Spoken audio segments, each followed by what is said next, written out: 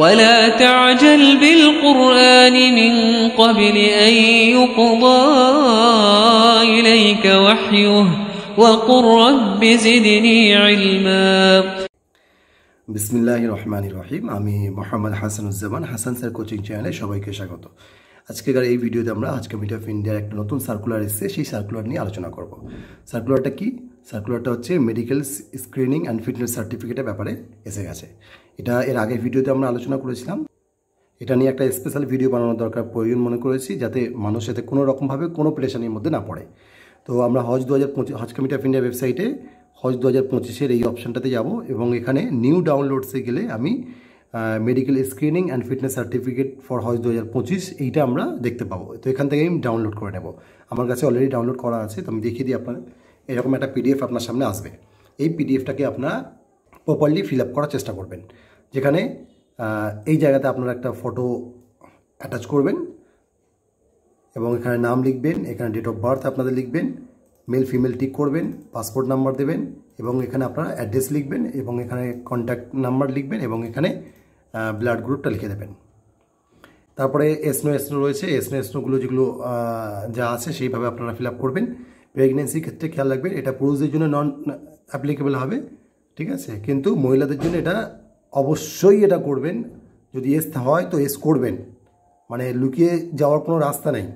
আর এটা যদি থাকে অবশ্যই এস করতে হবে, কিন্তু আদারওয়াইজ নো করে দেবেন।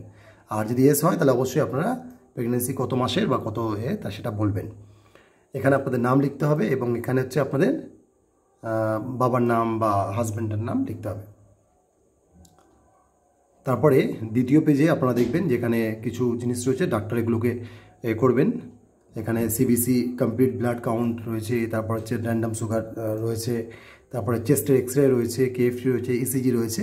এগুলো ডাক্তারকে দেখিয়ে করে নেবেন এবং ডাক্তার যদি কিছু মনে করেন রিমার্ক করবেন তো উনি এখানে রিমার্ক করবেন। এখানে ডক্টরের নাম ব্লক লেটারে লিখতে হবে।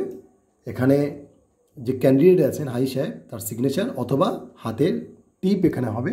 এখানে ডেট দিতে হবে আর এখানে ডাক্তারের স্ট্যাম্প হবে এবং সিগনেচার হবে। আর এখানে ডাক্তারের রেজিস্ট্রেশন নাম্বার থাকবে। সাধারণত স্ট্যাম্পের মধ্যেই রেজিস্ট্রেশন নাম্বার থাকে, তো আলাদা করে লেখার দরকার নেই।